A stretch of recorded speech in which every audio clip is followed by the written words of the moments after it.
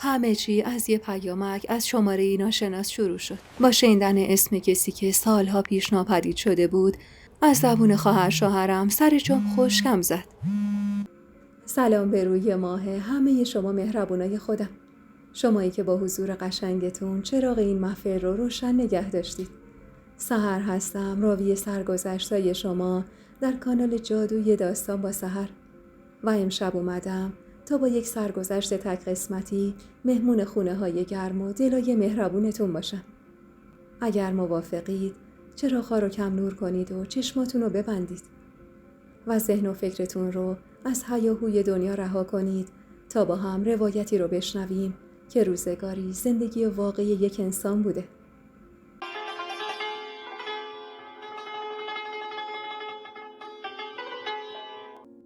من مهشیدم. 4 ساله که با بهزاد ازدواج کردم و یه دختر کوچولوی 1 ساله دارم.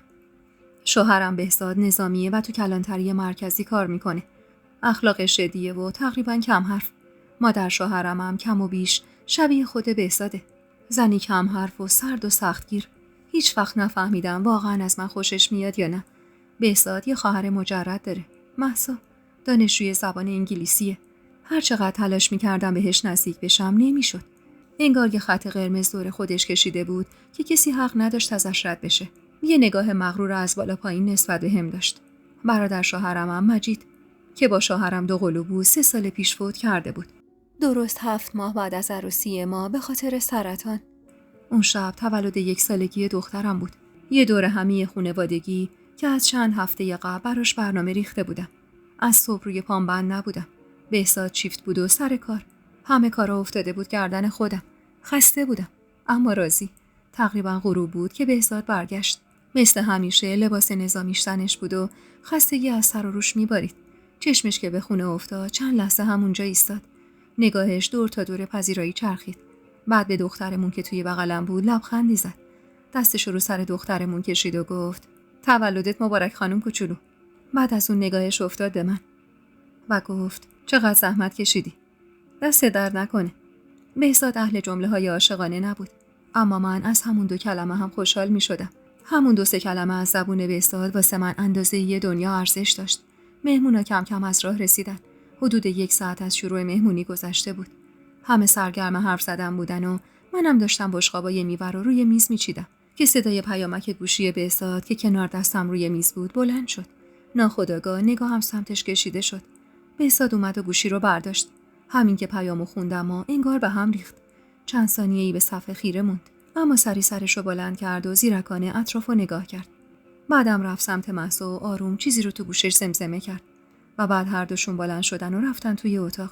و اون شب دقیقاً اولین باری بود که تو زندگیم کنجکاوی از اعتمادم جلو زد. نگاهم افتاد به گوشی بهزاد که روی میز جا مونده بود. چند ثانیه مردد موندم و بعد برش داشتم. وقتی صفحه رو باز کردم انگار قلبم برای چند ثانیه از تپش افتاد. سلام عزیزم. میدونم امشب تولد دخترته، اما کار واجبی باهات دارم. خبر مهمی هست که میخوام بهت بگم. همین الان خودتو بهم برسون. به مهسا گفتم جریان چیه. منتظرتم. نفسم بند اومده بود. دستام میلرزید. خیره مونده بودم به صفحه گوشی. سری گذاشتمش روی میز و رفتم سمت اتاق. هنوزم ما 2 قدم بر نداشته بودم که در اتاق محکم کشیده شد و بهزاد اومد بیرون. صورتش گرفته و عصبی بود. کلیدش رو برداشت و گفت من باید برم اداره. یه اتفاقی افتاده. یه لحظه خشکم زد و بعد با حرص پرسیدم اداره؟ این وقت شب؟ برمیگردم توضیح میدم. همه سکوت کرده بودن و معلوم بود داشتن ما رو تماشا میکردن. صدامو آوردم پایین و جوری که مهمونا نشنون گفتم چی شده؟ کجا میری این وقت شب؟ بهزاد یهو صداشو برد بالا و گفتم که برگردم برات توضیح میدم. و بدون اینکه دیگه حرفی بزنه کتشو پوشید و با عجله رفت. از خجالت و عصبانیت صورتم داغ شده بود. چش دوختم به زمین و سری برگشتم سمت آشپزخونه. انگار میخواستم از اون لحظه فرار کنم. چند دقیقه بعد چشمم به مهسا و مادر شوهرم افتاد. یه گوشه آروم و بی صدا در گوشه هم پچ پچ میکردن. هر بار که نزدیکشون میشدم سری بحثو عوض میکردن یا ساکت میشدن. انگار چیزی بینشون بود. چیزی که من ازش بی خبر بودم. 1 ساعتی از رفتن بهزاد نگذشته بود که مادر شوهرم به بهونه سردرد بلند شد. مهسا هم سری وسایلش رو جمع کرد و رفتن. کم کم بقیه مهمونا هم خداحافظی کردن و رفتن خونه هاشون و اینطور شد که مهمونی که هفته ها براش ذوق داشتم و برنامه ریخته بودم به مسخره ترین و تلخ ترین شکل ممکن تموم شد. خونه توی سکوت فرو رفته بود و من مونده بودم وسط یه خونه به هم ریخته و ذهنی که داشت از فکر و خیال میترکید. هوا داشت روشن میشد اما هیچ خبری از بهزاد نبود. نه زنگ، نه حتی یه پیام. نشسته بودم و چشم دوخته بودم به در. ثانیه ها و دقیقه ها رو میشمردم. اما هرچی زمان جلوتر میرفت فضا سنگین تر میشد. انگار زمان لج کرده بود باهام. آسمون کم کم رنگ عوض کرده بود و روشن شده بود که صدای ماشین بهزاد تو حیاط پیچید. آروم رفتم سمت پنجره. پرده رو یه ذره کنار زدم. چراغ خاموش شد. قبل از اینکه کامل پیاده بشه یه چیزی توی دستش دیدم. یه شاخه گل رز آبی همراه با یه ظرف حلیم که برای صبحونه خریده بود. همیشه عاشق این کارا بودم و بهزاد اینو خوب میدونست. هر وقت بهزاد برام وقت میذاشت یا گل یا کادو برام میخرید انگار دنیا رو میذاشتن کف دستم. اما اون روز فرق داشت. کارای بهزاد برام یه حس دیگه داشت. برام هیچ حسی مثل قبل نبود. اون گل توی دست بهزاد به جای آرامش یه چیز سنگینی آورده بود و روی دلم گذاشته بود. انگار اون گل اصلا نشونه خوبی نبود. در باز شد و بهزاد اومد داخل. خیلی عادی، انگار نه انگار که از دیشب چی به من گذشته. گل رز رو گذاشت روی میز و ظرف حلیم رو هم کنارش و یه نگاه کوتاه بهم انداخت و گفت تو هنوز بیداری؟ نیلوفر خوابیده؟ بدون اینکه جوابشو بدم نگاش کردم. انگار دنبال یه نشونه، یه توضیح توی صحبتاش بودم. بهزاد دوباره با لحن آروم گفت مامانینا دیشب رفتن یا موندن؟ دیگه بغض داشت خفم میکرد. سر زده بودم به صورتش و منتظر بودم چیز مهمتری بگه. اما اون انگار قصد نداشت. واسه همین دیگه نتونستم خودم رو نگه دارم. انگار یه چیزی توی سینم ترکید. با مشت کوبیدم روی میز و گفتم کجا بودی دیشب تا حالا؟ هان؟ کجا غیبت زد؟ کجا رفتی؟ تو اون اتاق با مستا چی میگفتی؟ بعد با صدایی که بغض اجازه نمیداد درست بیرون بیاد گفتم یعنی باید باورم بشه نصف شب رفتی اداره؟ بهزاد با اخمای تو هم رفته با یه لحن خشک و دلخور گفت صدا تو بیار پایین الان بچه بیدار میشه. گفتم که باید میرفتم اداره. واجب بود وگرنه نمیرفتم. بهزاد بعد از یه مکث کوتاه ادامه داد راستش واسه فرماندمون یه مشکلی پیش اومده بود. ربطی به اداره نداشت. پیام داده بود نتونستم بهش نبگم. میفهمی؟ تا گفت فرمانده یه نیشخند تلخ زدم و گفتم بهزاد من آخر فرض نکن. اصلا باشه تو راست میگی. همون پیام فرمانده رو نشونم بده. میخوام ببینم. بهزاد با یه نگاه متعجب و سنگین به هم خیره شد. انگار تازه فهمیده بود چقدر به هم ریختم. واسه همین چند قدم فاصله بینمون رو پر کرد و با لبخند دستمو گرفت و گفت چت شده قربونت برم؟ چرا اینقدر ناراحتی؟ تو که اینجوری نبودی. انگار دیروز خیلی خسته شدی. هان؟ با دلخوری دستمو از دستش کشیدم و گفتم یعنی فرماندت اینقدر مهم بود که تولد بچه‌مون رو به هم بزنی؟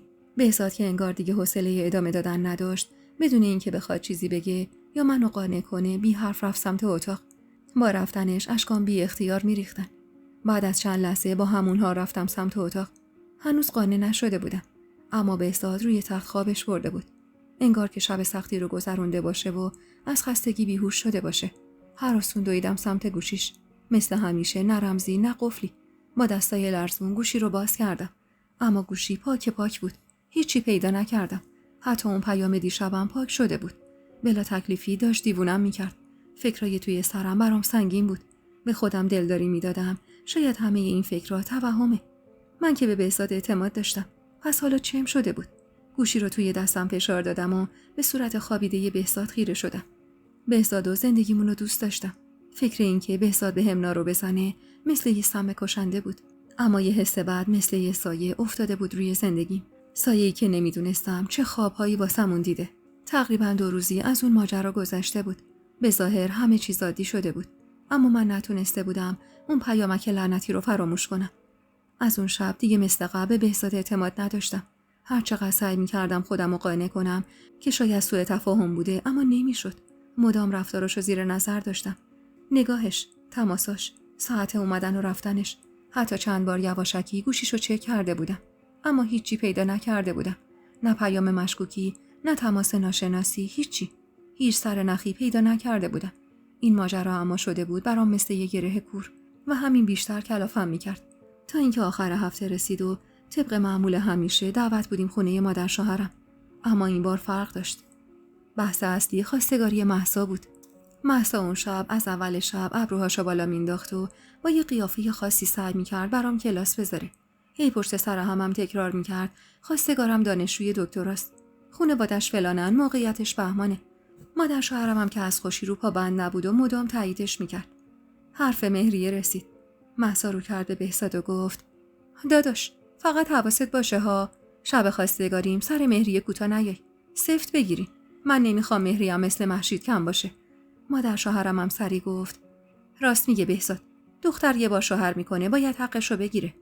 یه پوزخند زدم و گفتم مهسا جون، بعد از یه یکی پیدا شده اومده خواستگاریت، یه کاری نکن طرف از ترس مهریه فرار کنه ها. حالا از ما گفتن. بهزاد خندید و گفت اینو راست میگه. مهسا اما لباشو جمع کرد و یه عقل نشست رو صورتش. معلوم بود حسابی بهش برخورده. یه نگاه معنادار به بهزاد انداخت و با لحنی مرموز گفت راستی داداش، به نظرت فرماندتون رو هم دعوت کنیم؟ تا گفت فرماندتون گوشم تیز شد و نگاهم چرخید سمتش. مهسا با یه حالت پوزخند خیره شده بود بهم. از اون نگاهایی که انگار یه معنی پشتش قایم شده بود. همین که کلمه فرماندتون از دهنش بیرون اومد، چشمم رفت سمت بهزاد. اخماش یه دفعه رفت و هم خیلی کوتاه بود، اما من دیدم که چطور نگاهش برای لحظه‌ای روی مهسا ثابت موند. مطمئن بودم از گفتن اون اسم جلوی من خوشش نیومده بود.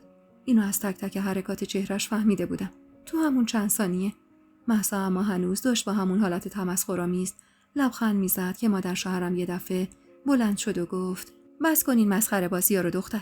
و بعد صداشو آروم کرد و زیر لب گفت ساکت شو تا کار دستش ندادی. و سری رو کرد به بهزاد و ادامه داد چای میخوری مادر؟ بگم مهسا بیاره. با تکون سر بهزاد رو کرد به مهسا پاشو یه سینی چای بیار. مهسا هم انگار نمیخواستی که بحث بیشتر از اون ادامه پیدا کنه، ساکت شد و بلند شد و رفت سمت آشپزخونه. و من یهو ذهنم پرید به شب تولد، به اون پیامک مشکوک که تو گوشی بهزاد دیده بودم. برای چندمین بار حس کردم یه چیزی بین این سه نفر رد و بدل میشه، یه چیزی که من ازش سر در نمی آوردم. دیگه حسابی ریخته بودم به هم. باید سر از کار این موضوع در می آوردم، چون حس می کردم پای زندگیم در میونه. همون شب یه فکری به سرم زد و تصمیم گرفتم که عملیش کنم. جمعه شب بود و خیابونا غرق ترافیک. از مهمونی خونه مادر شوهرم داشتیم برمیگشتیم، اما از وقتی سوار ماشین شده بودیم حتی یک کلمه هم حرف نزده بودیم. من اما همش به حرف مهسا فکر می‌کردم، به اون نگاهش، به اون لحظه‌ای که اسم فرمانده رو آورد. هرچی بیشتر فکر می‌کردم اما بیشتر حس می‌کردم یه چیزی سر جاش نیست. آخرش هم نتونستم جلوی خودم رو بگیرم. نگاهمو از پنجره گرفتم و گفتم بهزاد، جریان فرمانده‌تون چی بود؟ منظور مهسا از حرفی که زد چی بود؟ چرا تو باید اصلا فرمانده‌تون رو واسه خواستگاری خواهرت دعوت کنی؟ بهزاد که انگار منتظر این سوال بود یه نفس کلافه کشید و گفت مهشید، لطفاً باز شروع نکن. خواهرمو که میشناسی، مغروره، اهل ادا و کلاس گذاشتنه. چند ثانیه سکوت کرد و ادامه داد خب تو هم نباید اون حرفو میزدی. لجش گرفت، خواست حال تو بگیره، وگرنه هیچ معنی خاصی پشت حرفش نبود. من کجا و فرماندمون کجا؟ اصلا چه دلیل داره من دعوتش کنم؟ بهزاد هنوز داشت حرف میزد و از مهسا دفاع میکرد که یهو چشمم افتاد به یه چیز براق کوچولو جلوی صندلی. آروم خم شدم و برش داشتم. یه سنجاق سینه ریز طلایی بود. خشکم زده بود. واسه چند ثانیه فقط نگاش کردم. مال من نبود. مطمئن بودم. سری صاف نشستم و سنجاقو توی دستم قایم کردم. بهزاد نگاهی به من انداخت و با تعجب گفت چت شد یهو؟ خوبی؟ با زور سرمو تکون دادم. دوباره هر دومون ساکت شدیم. اون لحظه فقط یه چیز توی ذهنم چرخ میزد. این سنجاق مال کیه و توی ماشین بهزاد چی کار میکنه؟ تا رسیدیم خونه بهزاد لباسشو در آورد و رفت سمت حمام تا دوش بگیره. تا صدای آبو شنیدم مثل دیوونه ها دوباره افتادم به جون وسایلش. کیفشو زیر و رو کردم. جیب لباساشو گشتم. حتی دوباره گوشیشو برداشتم. گالری، پیام‌ها، مخاطب‌ها. بازم هیچی پیدا نکردم. ولی من دیگه اون آدم قبل نبودم. قلبم ندایی به هم میداد که نمیتونستم بی خیالش بشم. حس می‌کردم بهزاد داره یه چیزی رو ازم قایم میکنه. یه چیزی که خیلی مهمه. اون شب بیخوابی زده بود به سرم. نیمه های شب بود که یه دفعه یه فکر مثل برق افتاد تو سرم. ماشین. باید توی ماشین رو میگشتم. شاید اونجا چیزی پیدا میکردم. یه نگاه به ساعت انداختم. ساعت 3 نصف شب بود و همه جا تاریک و خلوت. اما من طاقت صبر نداشتم. هراسون از جا بلند شدم و سویچ رو از جا کلیدی برداشتم و آروم رفتم سمت حیاط. با قلبی که انگار داشت از سینم بیرون میزد. وارد ماشین که شدم در رو آروم بستم و با دستای لرزون شروع کردم به گشتن. اول رفتم سراغ داشبورد. هیچی نبود. فقط چند تا رسید و یه سری کاغذ بی اهمیت. نفسم تند شده بود. خم شدم سمت صندلی. قلبم اما دیوانه‌وار به دیواره سینم میکوبید. هم از ترس اینکه بهزاد منو تو اون شرایط ببینه، هم از ترس اینکه چیزی پیدا کنم که نباید. تا اینکه انگشتام به یه کاغذ تا شده گیر کرد. خشکم زد. آروم کشیدمش بیرون. بازش کردم. یه نسخه دکتر بود. اول فکر کردم مال مادر شوهرمه.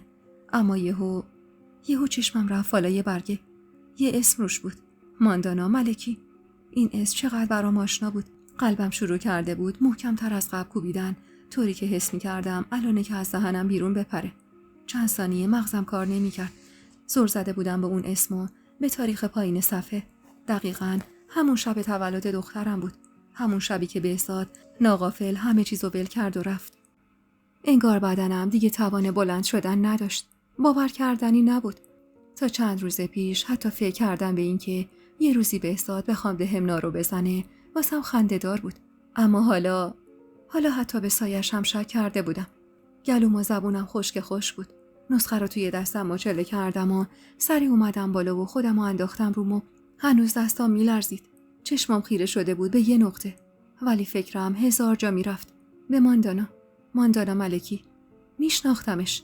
جاریم بود. اما همون 3 سال پیش بعد از فوت برادر شوهرم غیبش زد. هیچ رد و نشونی ازش نداشتم. حتی پیج اینستاگرامش رو هم پاک کرده بود. انگار تازه داشتم از خوابی بیدار می‌شدم. همه چیز یکی یکی توی ذهنم کنار هم میشست. پیامک اون شب، رفتار بهزاد، حرفای مهسا، اسم ماندانا روی اون نسخه. غیب شدن یهویی ماندانا، اونم وقتی از این خانواده یه بچه داشت. یه تلخی عجیبی نشست ته دلم. با خودم گفتم چقدر ساده بودم. چقدر راحت توی خواب خرگوشی زندگی می‌کردم. انگار تیکه های پازل یکی یکی با هم جفت می شدن. حرفای مهسا، اون لبخند کجش. حالا دیگه خوب میفهمیدم منظورش از فرمانده‌تون کی بوده. یعنی ماندانا. اونقدر حالم بد شده بود که دلم میخواست بلند شم و برم بهزادو از بین ببرم. دستم روی مبل چنگ شده بود. اون شب تا خود صبح خیره به دیوار فکر میکردم. فقط فکر میکردم و فکر. تا اینکه اول صبح در اتاق باز شد و بهزاد اومد بیرون. بدون اینکه حتی دست و صورتشو بشوره یا سرویس بهداشتی بره، لباس فرم کارش تنش بود. همینطور که با عجله موهاشو جلوی آینه‌شو نمی‌کرد، یه نگاه بهم انداخت و گفت: تو که باز بیداری، چرا منو بیدار نکردی؟ میدونی چقدر دیرم شده؟ دیگه نتونستم خودمو نگه دارم. با عصبانیت بلند شدم و رفتم سمتش. نسخه رو پرت کردم جلو پاشو، گفتم: این چیه بهزاد؟ شب تولد بچه‌مون رو به هم زدی، اعصاب منو داغون کردی که بری پیش فرمانده‌ات. چند ثانیه مکث کرد. سکوتش رو که دیدم صدامو بالاتر بردم و با عصبانیت گفتم: منظورت از فرمانده ماندانا بود، درسته؟ واسه اولین بار حس کردم بهزاد واقعا کم آورده. صورتش قرمز شده بود. انگار دیگه اعصابش از کنترلش خارج شده بود. نسخه رو از روی زمین برداشت و یه نگاه بهش انداخت و آروم گفت: بشین، میخوام یه چیزی رو واسه توضیح بدم. چشمش هنوز اما خیره به اون کاغذ بود. حس می‌کردم توی ذهنش دنبال یه راه فراره. از مکث و سکوتش خسته شده بودم. نسخه رو از دستش چنگ زدم و با عصبانیت گفتم: چرا ساکتی؟ توضیح بده دیگه. بهزاد دستشو گذاشته بود روی صورتش. انگار دلش نمیخواست بهم نگاه کنه. یا شاید من اینجور دلم میخواست فکر کنم. بعد از کمی سکوت بالاخره لب باز کرد و آروم گفت: ارشیا رو که یادته، پسر برادرم. تازگی‌ها فهمیدیم اونم مثل پدرش یه مریضی بد داره. حالش خوب نیست. با شنیدن این حرف قلبم یه لحظه فرو ریخت. بهزاد نفسشو بیرون داد و با چشمایی که پر از اشک شده بود گفت: ماندانا تازه برگشته و اینو به مهسا گفته. بعد با یه لحن سنگین‌تر اضافه کرد: منم راستش به خاطر برادر مرحومم سعی میکنم بیشتر هواشونو داشته باشم. اون شب اصلا حالش خوب نبود. بردمش تا درمانگاه. آخه خیلی نگران ارشیاست. طفلک برادری هم نداره که همراهش باشه. واقعا تنهاست. اون لحظه حس می‌کردم یه عرق سرد نشست روی پیشونی. انگار تمام بدنم یخ زده بود. نمیدونم چرا نمیتونستم حرفای بهزادو باور کنم. واسه همین چش دوخته بودم به دهنش که ادامه داد: بهت نگفتم که حالت بد نشه. حتی مادرم هم خبر نداره. فقط من و مهسا میدونیم. با این حالت مغموم و با اون حال خرابش و اون حرفایی که زد، واسه یه لحظه همه اون عصبانیت، همه اون شک و تردید یهو انگار رنگ باخت. نگام افتاد به صورت بهزاد، به اون خستگی که تو چشماش نشسته بود و انگار یه چیزی تو دلم تکون خورده بود. حس مادرانه‌ای تو وجودم شعله می‌کشید که می‌خواست باور کنه که بهزاد داره راست میگه. اما قلب و ذهنم اجازه نمیداد. دستامو به هم فشار دادم. همه اون فکرای بد، اون سنجاق، اون نسخه دوباره توی سرم پیچید. نمیدونم چرا نمیتونستم باور کنم. اما هیچی نگفتم. سعی کردم خودم رو عادی نشون بدم. نگاهمو دزدیدم و آروم گفتم اگه بهت شک کردم ببخشید. از نگاه بهزاد حس کردم که فکر میکنه سوء تفاهم برطرف شده و من بهش اعتماد کامل دارم. اما این ماجرا تازه شروع شده بود. باید سر از کارش در می آوردم. نمیتونستم به همین راحتی حرفاشو بپذیرم. بعد از اون صبح کذایی بهزاد تا چند روز یه جور دیگه شده بود. واقعا نگرانی توی چشماش دیده میشد. چند باری خودم دیدم تو اتاق به همکاراش زنگ میزد و آدرس و شماره دکترای خوبو میپرسید. هر بار که اسم بیماری ارشیا وسط میومد صداش میلرزید. حتی یه بار که دستش بند بود و گوشی روی بلندگو بود خودم شنیدم که داشت به دوستش میگفت هر دکتر خوبی پیدا بشه حتی خارج از کشور بهم معرفی کن. پولش اصلا مهم نیست. هر طور شده جور میکنم و میفرستمش. فقط میخوام بچه خوب بشه. بعد از اون تماس سرشو پایین انداخت و بی صدا اشکاشو پاک کرد و من توی اون مدت واسه اولین بار ترس رو توی چشمای بهزاد میدیدم. کم کم یه جورایی برام روشن شده بود و باور کرده بودم که بهزاد واقعا از روی دلسوزی پا پیش گذاشته. نه برای جاری ماندن. یه هفته از اون ماجرا گذشته بود و تقریبا خودم رو جمع جور کرده بودم و اون شک و تردیدی که به دلم افتاده بود کم رنگ تر شده بود تا اینکه رسیدیم به آخر هفته و مراسم خواستگاری مهسا. ما هم رفته بودیم. تازه وارد شدیم که چشمم افتاد به یه دختر جوان که کنار مهسا نشسته بود. مهسا با یه خنده کشدار و لوسبازی گفت ایشون مژگانه. دوست صمیمیم. اومده امشب کنارم باشه. بعدش شروع کرد به ادا اطوار. از همون اول معلوم بود داره خودشو بزرگتر از چیزی که هست نشون میده. یه جور خودنمایی خاصی تو رفتارش بود که خیلی رو اعصابم بود. نمیدونم چرا این دختر خودشو برتر و بالاتر از همه میدید. نیم ساعتی از رفتنمون نگذشته بود که دوباره بحث کشونده شد به مهریه. مهسا صاف نشست و با یه لحن لوس و طلبکار گفت باید مهریم هم شیک و با کلاس باشه این خودم. نباید کم باشه. مثلا همون سکه و 1370 تا گل سرخ. بعد رو کرده مژگان و گفت قشنگ مژگان. نه.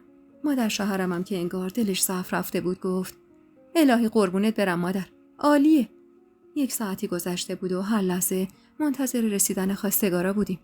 مژگان و مهسا تو آشپزخونه گرم صحبت بودن و چیدن شیرینیا و بلند بلند میخندیدن. اصلا حواسشون به من نبود. رفتم سمت آشپزخونه تا پسونک دخترم رو بشورم. تا اون لحظه و قبل از رفتنم همه چیز عادی به نظر می رسید. تا اینکه وقتی نزدیک آشپزخونه شدم وسط خنده هاشون یه جمله به گوشم خورد. مژگان آروم رو به مهسا گفت وای خدا مرگم بده. اصلا به آقا بهزاد نمیاد همچین کاری کرده باشه. نمیدونم چرا یه لحظه خشکم زد. نفس تو سینم حبس شد. همون لحظه تا پامو گذاشتم داخل هر دوتاشون انگار شوکه شده باشن و دست باچه خنده هاشون قطع شد. یه سکوت عجیب افتاد توی آشپزخونه. مهسا که انگار دست باچه شده بود سر شیرینی ها رو برداشت و گفت من اینا رو ببرم سر میز. الانه که مهمونا برسن. نمیخوام وقتی میان منو مشغول کار کردم ببینن. مژگانم بدون اینکه نگام کنه سری پشت سرش را افتاد بیرون. از اون لحظه به بعد اما من دیگه نتونستم کنترل ذهنمو به دست بگیرم و مدام حرف مژگان تو ذهنم تکرار میشد. فکرم رو حرف مژگان گیر کرده بود که یهو صدای آیفون خونه منو از جا پرون. همزمان صدای گریه نیلوفر بلند شد. بهزاد از اون طرف خونه صدام زد مهشید بدو نیلوفر داره گریه میکنه. مهمونا هم رسیدن زشته. یادم اون شب خواستگاری به نتیجه‌ای نرسید. مادر داماد با اون مهریه سنگینی که مهسا گفته بود موافقت نکرد و خواستگاری با دلخوری تموم شد. بعد از رفتنشون معلوم بود مهسا حسابی به هم ریخته که با صدای لرزونی گفت اصلا به درک برن گمشن گدازاده ها.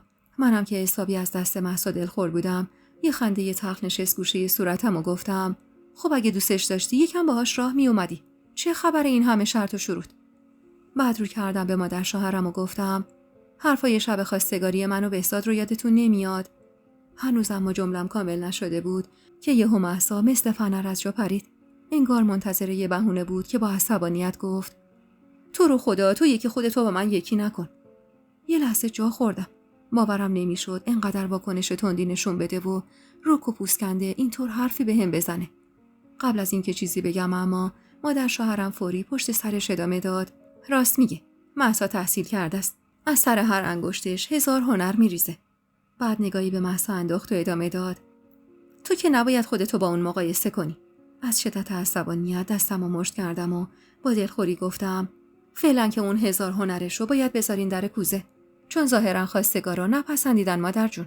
بهزاد که تا اون لحظه سکوت کرده بود یهو از سر جاش بلند شد و با صدای بلندی گفت: بس دیگه، تمومش کنین. هرچی سکوت میکنم هی ادامه میدید. بعد رو کرد به مادرش و گفت: مهشید که منظور بدی نداشت. بحثو تموم کنی. بعدم نگاهی به من انداخت و گفت: برو آماده شو، دیر وقته. با اینکه یه دنیا حرف داشتم اون لحظه دیگه چیزی نگفتم و با دلی سنگین رفتم که آماده شم. لحظه آخر چشمم افتاد به مژگان و دوباره یاد اون جمله‌ای که به مهسا گفته بود افتادم. مثل یه جرقه اون جمله از سرم گذشت و با یادآوری اون جمله یه لحظه از همشون متنفر شدم، حتی بهزاد، چون حس می‌کردم تو اون جمع تنها نامحرم منم. حتی مژگان دوست مهسا هم محرم‌تر از من بود. اون شب چند باری با مژگان چش تو چش شدم. هر بار که نگاهمون به هم گره می‌خورد یه چیز عجیب و غریبی از تو چشماش می‌خوندم. حس می‌کردم اون داشت پشت صحنه ای رو می‌دید که من ازش بی‌خبر بودم. با خودم می‌گفتم هر طور شده باید ماندانا رو پیدا کنم. سرم داغ شده بود و قلبم تو سینه می‌کوبید. دیگه طاقتم تاق شده بود. اون شب برای اولین بار تصمیم گرفتم به جای نادیده گرفتم به صورت جدی حس شیشمم رو دنبال کنم. اما نشستم توی ماشین تازه فهمیدم بهزاد حسابی عصبانی و کفریه. ترمز دستی رو کشید و محکم گاز داد. صدای لاستیک روی آسفالت کشیده شد. فهمیدم اوضاع خیلی خرابه. واسه همین نگاهم رو دوختم به خیابون و هیچی نگفتم. انگار همه حرفایی که نزده بودم توی اون سکوت ماشین پیچیده بود. که بهزاد با عصبانیت سرشو برگردون طرف منو گفت: مگه 100 بار بهت نگفتم با مادرم و مهسا وارد بحث نشو؟ چرا هی باهاشون بحث میکنی؟ ناراحتی و دلخوری عجیبی ته دلم جمع شده بود. اما دیگه حرفای بهزاد برام مهم نبود. ذهن من درگیر حرف مژگان بود. واسه همین سکوت کردم و هیچی نگفتم. بهزادم دید ساکتم، دیگه چیزی نگفت و راهشو ادامه داد. حرف مژگان اما دوباره تو ذهنم میپیچید. اصلا به بهزاد نمیاد که. اون حرف مثل یه گوله آتیش تو سرم زبونه میکشید. مثل خوره افتاده بود به جونم. دوباره اون حس اومد سراغم. نکنه بهزاد داره چیزی رو از من پنهون میکنه.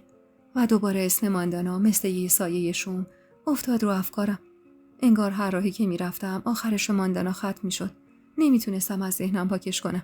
تا اینکه روز بعد با اینکه همه وجودم پر از دلشوره بود، سعی کردم خودم رو کاملا طبیعی نشون بدم و آروم به بهزاد گفتم: میگم بهزاد، من خیلی دوست دارم ماندانا رو ببینم. دلم میخواد برم دیدنشون و ارشیا رو ببینم. آدرسشو بهم میدی؟ بهزاد اول خواست تفره بره، اما وقتی دید من اصرار دارم گفت: والا من اصلا ارتباطی باهاش ندارم که بخوام آدرسشو داشته باشم. اون بیشتر با مهسا در ارتباطه. اون شبم فقط به خاطر اینکه تازه موضوع بیماری ارشیا رو فهمیده بودم رفتم. قرارمونم تو درمانگاه بود. من اونجا دیدمش. اون لحظه نمیدونستم واقعا راست میگفت یا نه، ولی شک من دیگه عمیق‌تر شده بود. واسه همین گفتم: خیلی خوب، پس شماره‌شو بهم بده. من خودم باهاش تماس میگیرم و آدرسشو میگیرم. بهزاد سرشو برگردون طرف منو با دلخوری گفت: ای بابا، گیر دادی یا؟ والا که شماره‌شو ندارم. یعنی اصلا ذخیره نکرده بودم که بخوام داشته باشم. و همین جملهش باعث شد بحث بین من و اون بالا بگیره. با عصبانیت گفتم: قشنگ معلومه داری منو میپیچونی که آدرس ماندانا رو بهم ندی. بهزاد چشماشو بست و با غضب روبروم ایستاد و با عصبانیت دستمو گرفت و گفت: چرا حرف تو کتت نمیرزن؟ من شماره‌شو ندارم. میگم که شماره‌شو ذخیره نکرده بودم. اونقدرم از همکارا و اداره تماس دارم که چه میدونم کدوم شماره واسه اونه. اصلا شاید پاک شده باشه. سکوت کردم و دیگه چیزی نگفتم. اون شب من و بهزاد با ناراحتی و دلخوری از هم خوابیدیم. بهزاد رفت توی اتاق اما من نرفتم و همونجا کنار نیلوفر که توی پذیرایی خوابش برده بود دراز کشیدم و خوابم برد تا اینکه فردا صبح با زنگ موبایل از خواب پریدم. بهزاد بود. گفت مادرم میخواد از بره دیدن ارشیا. گفتم بهت خبر بدم اگه تو هم میخوای باهاش بری. یه لحظه قلبم فرو ریخت. با اینکه اضطراب عجیبی گرفته بودم یه نفس عمیق کشیدم و گفتم: آره حتما، ممنون که بهم گفتی. و اینطور شد که قرار گذاشتیم بهزاد اون روز زودتر بیاد خونه تا بریم دنبال مامانش و با هم بریم خونه ماندانا. بهزاد اما قبل از اینکه قطع کنه گفت فقط حواست باشه مهشید، مامان چیز زیادی از بیماری ارشیا نمیدونه. باشه گفتم و تلفن رو قطع کردم. اون روز عصر با بهزاد رفتیم دنبال مادر شوهرم. نیلوفر روی پام خوابیده بود. پشت در خونه مادر شوهر تو ماشین منتظرش بودیم. تا دیدمش از اخم تو نگاهش فهمیدم که هنوز از شب خواستگاری مهسا از هم دلخوره. دستشو گذاشت لبه پنجره و با لحن سردی گفت برو عقب بشین.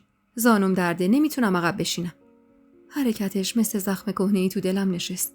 با اینکه هیچ خوش نداشتم برم عقب بشینم، ولی با اکراه رفتم چون نمیخواستم بحثی پیش بیاد و رفتنمون کنسل بشه. تو مسیرم ازش پرسیدم راستی ماندانا کی برگشت؟ مادر شوهرم با لحن سنگین و خشکی گفت مگه کجا رفته بود که بخواد برگرده؟ و بعد بلافاصله رو کرد به بهزاد. بزن کنار مادر، یکم خوراکی چیزی واسه ارشیا بگیر. دست خالی که نمیشه بریم پیششون. با هر حرفشون ذهنم پر از همه میشد، اما به خودم نهیب میزدم که آروم باش، فقط داری میری عیادت یه بیماری که فقط برادرزاده شوهرته. همین. وقتی رسیدیم بهزاد بالا نیومد و گفت جایی کار داره و 1 ساعت دیگه برمیگرده دنبالمون. نمیدونم چرا بعد از رفتن بهزاد و اینکه سنگ درو به صدا درآوردیم، حس کردم یه سنگ افتاده رو سینم. چنان اضطرابی بهم دست داده بود که نمیدونستم چه کار کنم. بعد از یه غیبت طولانی و چند سال قرار بود ماندانا رو ببینم. ماندانایی که تو اون مدت بارها و بارها بهش شک کرده بودم و هر لحظه به این فکر می‌کردم که اگه دیدمش چی باید بگم. حس عجیبی داشتم. زنگ آپارتمانو که زدیم، ماندانا پشت در ظاهر شد. انگار منتظرمون بود. اما اون دیدار خارج از حد تصوراتم بود. همین که دیدمش از تعجب شاخ‌تر آوردم. با چیزایی که جسته گریخته از بهزاد شنیده بودم، فکر می‌کردم اوضاع ماندانا جور دیگه‌ای باشه. تصور اینو داشتم که حالش خوب نیست و داره با بیماری ارشیا دست و پنجه نرم میکنه. اما وقتی درو باز کرد از تعجب خشکم زد. ماندانا با موهای رنگ شده ی بلوند و آرایش غلیظ پشت در بود. حسابی به خودش رسیده بود. تا منو دید دستمو گرفت و با لبخند گفت خوشحالم که بعد از سالها میبینمت. سلام احوال پرسی کردم و تا وارد شدم چشمم افتاد به ارشیا. لاغرندام و ساکت بود. گوشه ی پذیرایی کنار یه گلدون بزرگ نشسته بود. کمی نشستیم و چاق سلامتی کردیم تا اینکه ماندانا بلند شد بره از تو آشپزخونه چیزی بیاره. بی اختیار از سر جام بلند شدم و پشت سرش را افتادم و وارد شدم و گفتم ارشیا حالش چطوره؟ بهتره؟ یه لبخند عجیب نشست گوشه ی لبش و گفت خدا رو شکر بهتره. لحن کلامش طوری بود که انگار اصلا دلش نمیخواست بیشتر از این ادامه بده یا توضیح خاصی بده. یه جور سردی خاصی تو لحن صداش بود که تو ذوقم خورد. اشاره کرد به پذیرایی و گفت بفرمایید بریم بشینین اونجا. ماندانا سینی چای رو گذاشت روی میز و بدون معطلی یه راست رفت سمت مادر بهزاد و با یه لحن صمیمی و خودمونی گفت خدا رو شکر از هفته پیش که اومدیم بهترین مادر. راستی مهسا جون حالش بهتر شد؟ دیروز صبح که دیدمش حالش خیلی بد بود. اینا رو گفت و یه نگاه زیرکی به من انداخت. چند باری خواستم باهاش گرم بگیرم اما اون اصلا رو نمیداد و برخورد سردی داشت. منم اصلا ازش خوشم نیومده بود و دوست داشتم برگردم خونه. فضای اون خونه کم کم داشت خفم میکرد و هر چقدر زمان بیشتری میگذشت حس من بدتر میشد. حدود 2 ساعتی از اومدنمون گذشته بود که گوشیم زنگ خورد. بهزاد بود. نفس عمیقی کشیدم و سعی کردم دلشورم از لحن کلامم پیدا نباشه و گفتم سلام عزیزم، میای بالا؟ بهزاد خیلی سرد و خوش گفت نه بابا، بیام چه کار؟ به مامان بگو حاضر بشه، هر دو بیایید پایین، منتظرم. ته دلم خوشحال شدم و گوشی رو قطع کردم و رو به مادر شوهرم گفتم مادر جون بهزاد پایینه، زود بریم که معطل نشه. اما هنوز حرفم تموم نشده بود که ماندانا رو کرد به مادر شوهرم و گفت نه نری.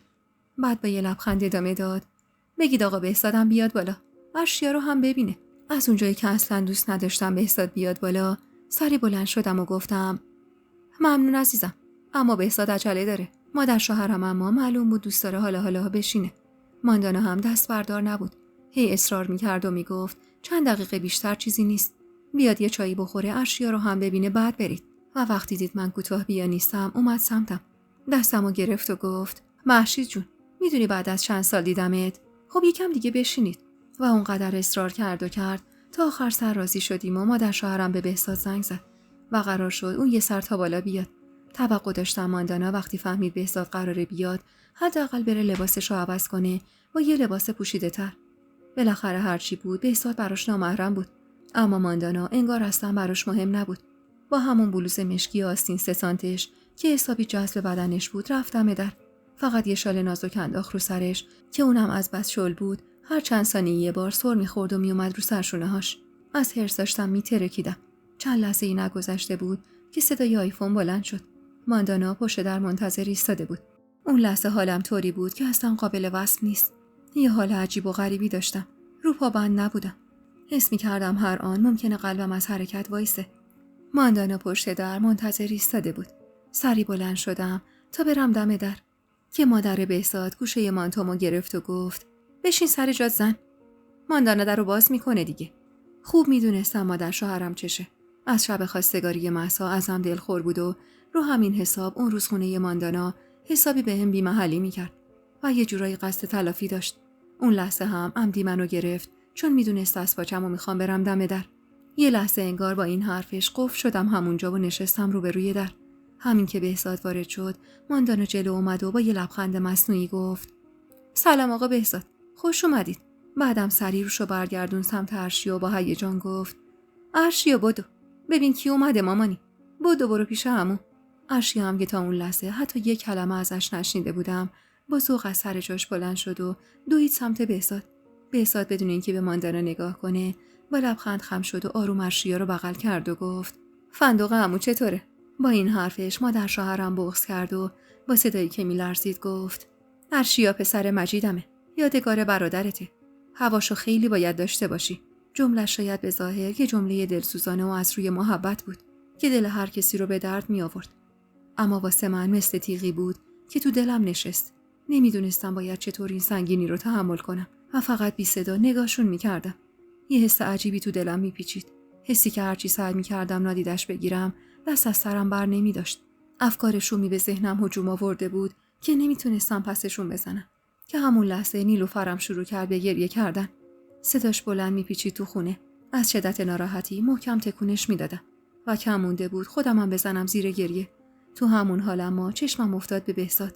نگاهش که به من خورد آروم ارشیا رو گذاشت زمین و اومد سمتم و در حالی که دستشو دراز کرده بود تا نیلوفر رو بغل بگیره گفت چی شده این دختر ما؟ خونه رو گذاشته رو سرش.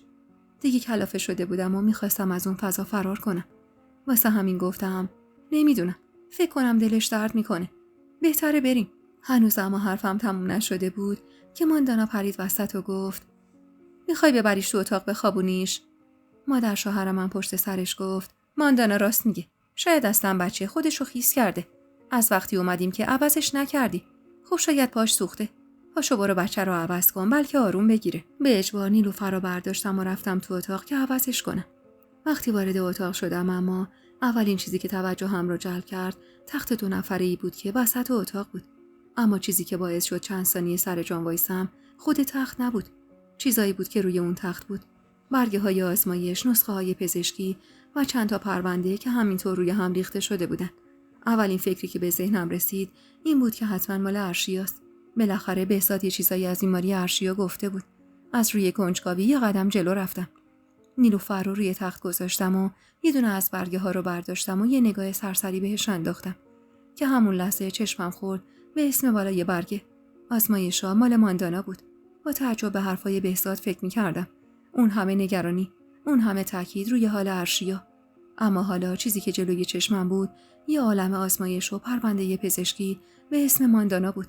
لابلاشون میگشتم شاید اسم ارشیا رو هم ببینم، اما نبود. فقط و فقط اسم ماندانا رو میدیدم. 1000 تا سوال تو سرم میچرخید. بدون اینکه نیلوفر رو عوض کنم سری برگشتم سمت پذیرایی. وقتی برگشتم بیرون اما از تعجب دهنم باز موند. اصلا انتظار اون صحنه رو نداشتم. یعنی نمیتونستم باور کنم. اما در کمال تعجب دیدم که ماندانا روبروی بهزاد نشسته بود. اونقدر نزدیک که واقعا فاصله بینشون حس نمیشد. منی که زن بهزاد بودم مدت‌ها بود اینقدر نزدیک بهش نشسته بودم. نگاهش تو چشمای بهزاد خیره بود و با لبندی داشت باهاش حرف میزد. شالشم افتاده بود روی شونه‌هاش. موهاشم ریخته بود بیرون و اون راحتی لباسشم دیگه کاملا تو چشم بود. یه لحظه حالم به هم خورد و یه چیزی ته دلم جوشید بالا. و همون لحظه‌ای که از شدت عصبانیت نمیدونستم باید چی کار کنم، چشمم افتاد به مادر شوهرم که با یه لبخند ریز گوشه ی لبش به بهزاد و ماندانا خیره شده بود. یه جور رضایت تو نگاش بود که بیشتر حرصمو در آورد. نگاهش اونقدر پر از شوق بود که حالمو داشت بدتر میکرد. واسه همین رو کردم به بهزاد و با صدایی که متوجه حضورم بشه گفتم پاشو بهزاد، باید برگردیم خونه. این بار دیگه پیشنهاد نبود، دستور بود.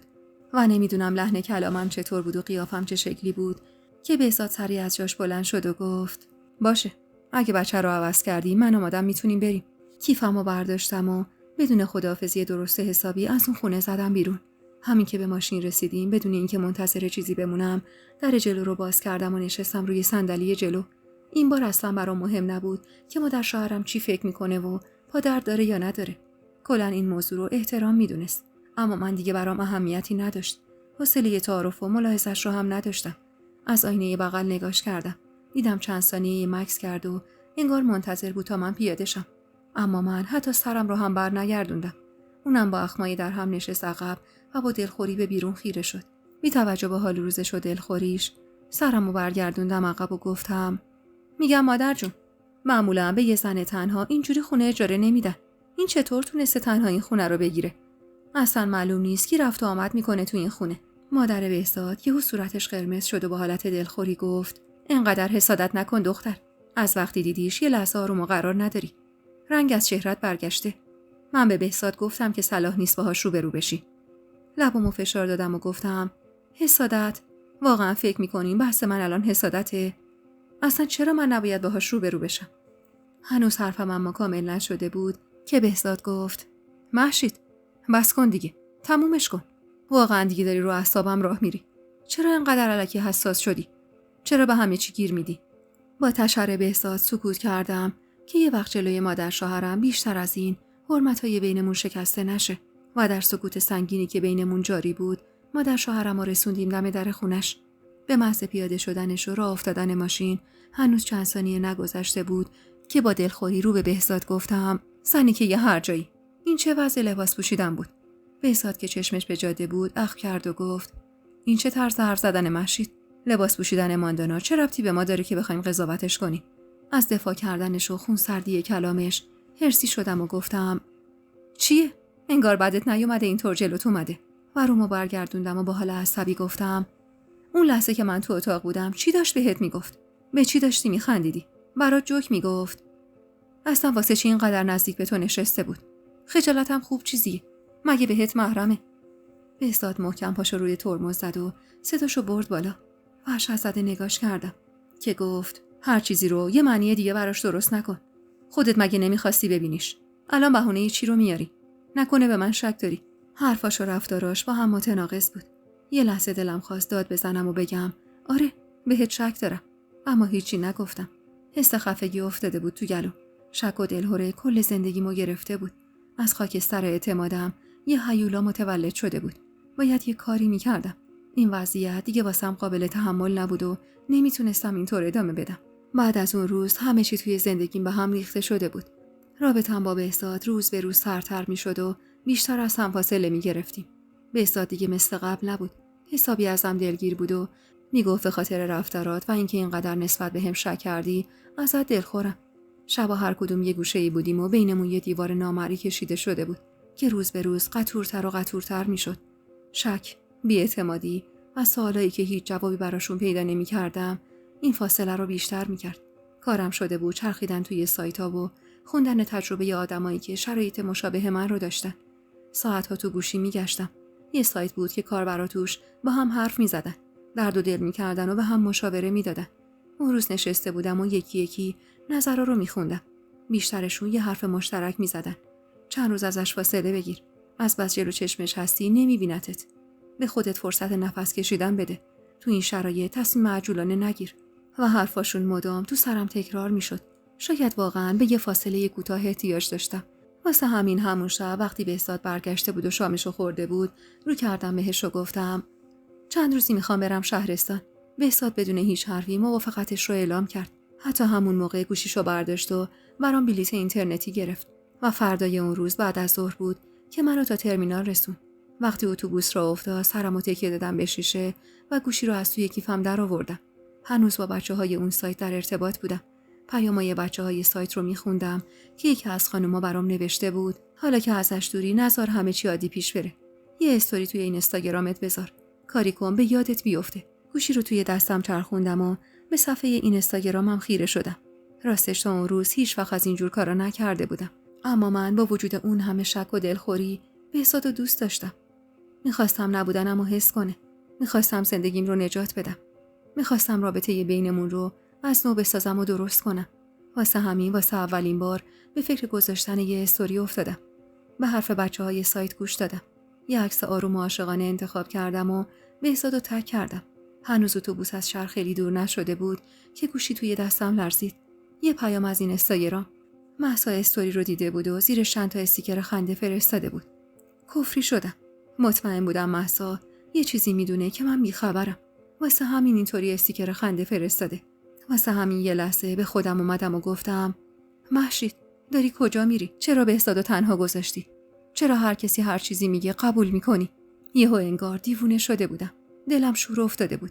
اونقدر دلم شور افتاده بود که دیگه نتونستم تو اتوبوس بمونم و بدون فکر از راننده خواستم منو وسط جاده پیاده کنه.